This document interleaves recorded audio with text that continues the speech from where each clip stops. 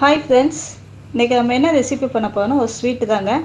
அந்த ஸ்வீட் எப்படின்னா நம்ம 90s 80ஸ்லாம் பார்த்திங்கன்னா பெட்டிக்கடையில் பால் பன்னுன்னு ஒன்று விற்பாங்க. அதை நான் கொஞ்சம் டிஃப்ரெண்ட்டாக ஷேப் மட்டும் சேஞ்ச் பண்ணியிருக்கேங்க. எப்படி இருக்குன்னு பார்த்து சொல்லுங்கள். 3/4 கப்பு மைதா மாவு எடுத்திருக்கேன். அது பவுலில் ட்ரான்ஸ்ஃபர் பண்ணிக்கலாம். இப்போ அதில் கொஞ்சம் தேவையான அளவு உப்பு சேர்த்துக்கலாங்க. 1 ஸ்பூன் நெய் சேர்க்குறேன். கலந்து விட்டுக்கோங்க. இப்போ கொஞ்சம் கொஞ்சமாக தண்ணி ஊற்றி நான் சப்பாத்தி மாவுக்கு பிசைகிற மாதிரி பிசைஞ்சுக்கலாங்க.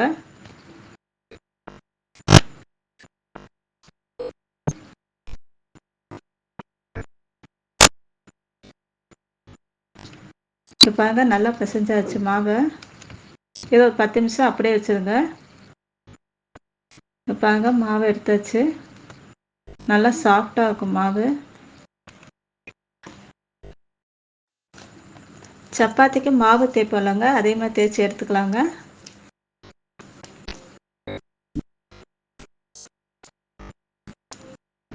கொஞ்சம் கொஞ்சமாக மாவு போட்டு தேய்க்கலாங்க. இல்லைன்னா இப்போ ஒட்டிகிட்டு இருக்கும். கொஞ்சம் மாவு சேர்த்துக்கோங்க. தேய்ச்சிங்கன்னா உங்களுக்கு ஈஸியாக தேய்க்க வரும். பாருங்க, நல்லா தேய்ச்சாச்சு. இப்போ நான் ஒரு சின்ன மூடி எடுத்துருக்கேங்க அளவுக்காக. இந்த மூடியை வச்சு நல்லா கட் பண்ணிக்கலாங்க. ஏன்னா இப்போ நமக்கு ஒரே ஷேப்பாக ரவுண்டாக வரும், அதுக்காக தான் மூடி யூஸ் பண்ணுறோம். பாருங்க, நல்லா கட் பண்ணியாச்சு. இப்போ எடுத்துடலாம்.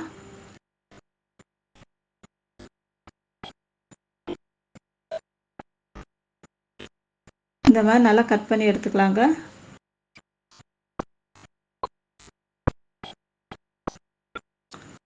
மீதம் உள்ள மாவை அதே மாதிரி தேய்ச்சி எடுத்துக்கலாங்க. தேய்ச்சி கட் பண்ணி எடுத்துக்கலாம்.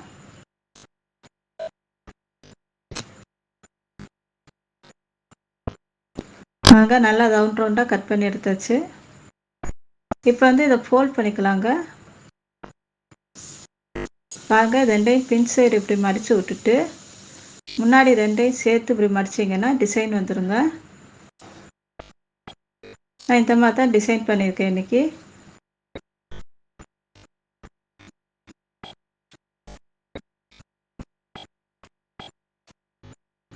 இப்போ இன்னொரு வாட்டி உங்களுக்கு செஞ்சு காட்டுறேன்.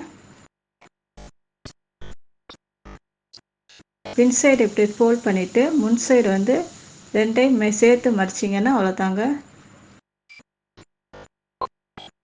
இந்த மாதிரி சேர்த்து இது மாதிரி செஞ்சு எடுத்துக்கலாம். இதே போல் செஞ்சு எடுத்துட்டேங்க எல்லாத்தையும். இப்போ தவா வச்சுருக்கேங்க. தவாவில் நம்ம எண்ணெய் சேர்த்துக்கலாங்க பொரிக்கிறதுக்காக. நீங்கள் என்ன நார்மலாக எண்ணெய் யூஸ் பண்ணிக்கலாம் அதே எண்ணெய் யூஸ் பண்ணிக்கோங்க. இப்போ பொரிச்சு எடுத்துடலாங்க.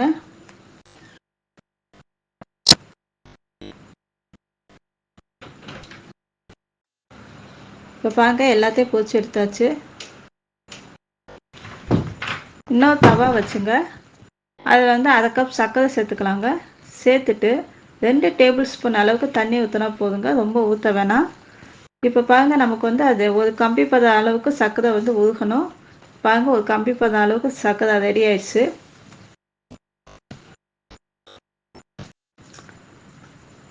இப்போ நம்ம பொரிச்சு வச்சதுங்க சர்க்கரை பாகில் சேர்த்து நல்லா மிக்ஸ் பண்ணுங்க. அப்போ தான் அந்த கோட்டிங் நல்லா வரும். பாருங்க, ஃபைனலாக ரெடி ஆயிடுச்சு ஸ்வீட்டு.